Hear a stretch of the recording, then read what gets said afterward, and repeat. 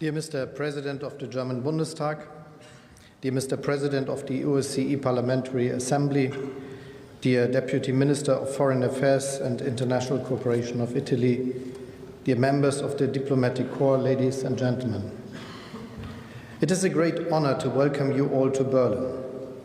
Here in Berlin, we can see the merits of the OSCE and its predecessor. The CSCE played an important role in the events in Europe that led to the fall of the Berlin Wall.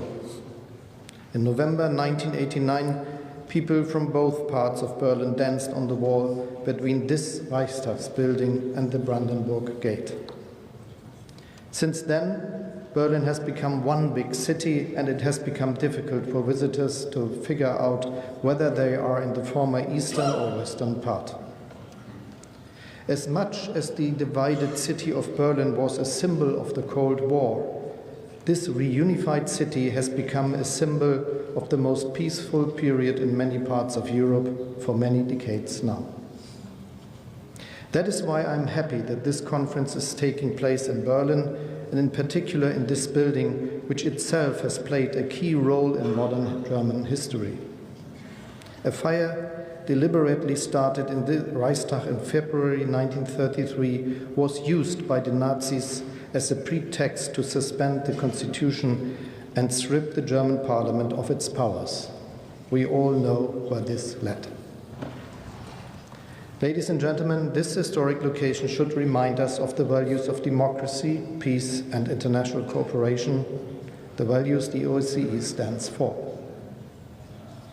After the end of the Cold War, the OSCE Charter of Paris for a New Europe reflected the new hope for peace and security cooperation across the entire area encompassed by the OSCE.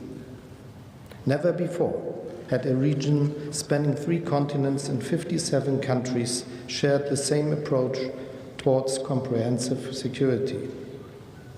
This is an approach that goes far beyond the purely military aspects of security and also covers aspects like economic stability and individual security grounded in democracy and human rights. Today, it also encompasses new transnational challenges, such as large migration flows and the fight against terrorism, organized crime, cyber attacks, and violent extremism. The OSCE has defined common principles and commitments that everyone has agreed to respect and abide by.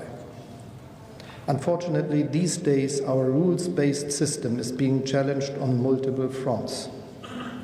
Broken trust has strained relations among key stakeholders. This may result in rising tensions and increasingly hostile rhetoric. These dynamics of confrontation intensify the risk of conflict or a process of renationalization. Skepticism about the merits of multilateralism and international cooperation is gaining a stronger foothold.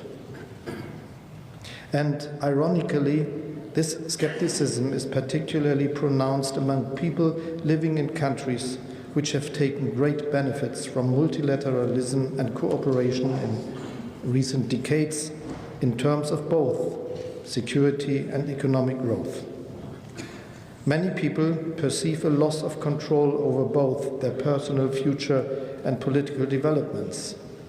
This sense of uncertainty leads some people to believe in parties and politicians who promise that confrontational and purely national politics are the solution to today's challenges. But gambling for majorities by proposing seemingly easy solutions that have negative effects on others does not solve problems. Fear-mongering and the fueling of prejudice divide our societies and alienate states and regions. Ladies and gentlemen, we cannot allow this skepticism to prevail. We must keep striving to preserve regional security and stability. There is no viable alternative to cooperative and multilateral approaches, as we all, even the bigger states, face challenges that cannot be solved by one state alone. Unfortunately, many persistent armed conflicts confirm this assessment. We must do our utmost to prevent any further disintegration of the international order, in particular in the OSCE area. Stand still or no action motions are not an option. Difficulties can never justify political inertia. We must oppose unilateralist trends and uphold what we believe is a better solution, a pluralistic society based on democratic principles and the rule of law. The OSCE's participating states have recognized these principles by way of commitment, and it is our duty as governments and parliaments to live these commitments by entering into open dialogue and by expressing a genuine willingness to cooperate.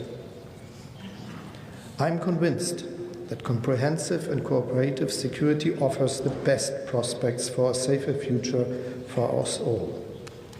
We have a set of accepted rules to lead this discussion, and this annual meeting of the members of parliament in the OSCE Parliamentary Assembly is certainly the right forum for such debate. Ladies and gentlemen, what are the key issues that need to be discussed? Above all, in the politico-military dimension, we have to make full use of the structured dialogue of the OSCE established by consensus at the Hamburg Ministerial Council in 2016.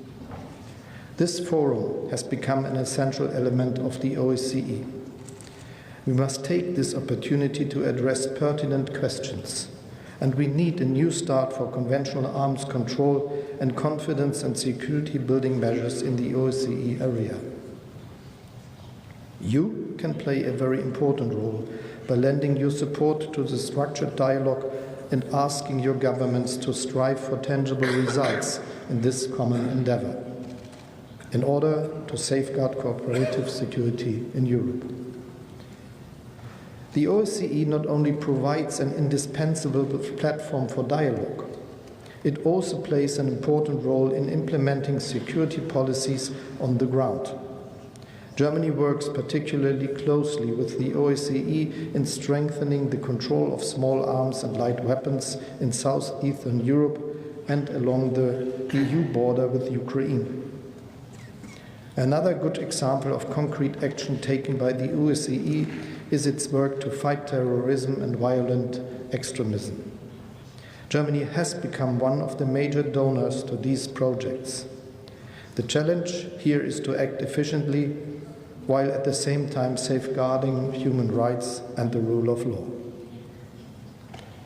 Equally concrete is the work we have launched during Germany's chairmanship in the economic and environmental dimensions under the heading Connectivity.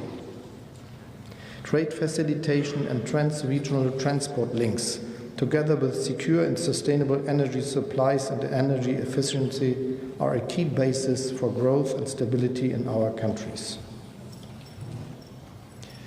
Ladies and gentlemen, in certain parts of the OSCE area, we have witnessed attempts to redraw internationally recognized borders by force.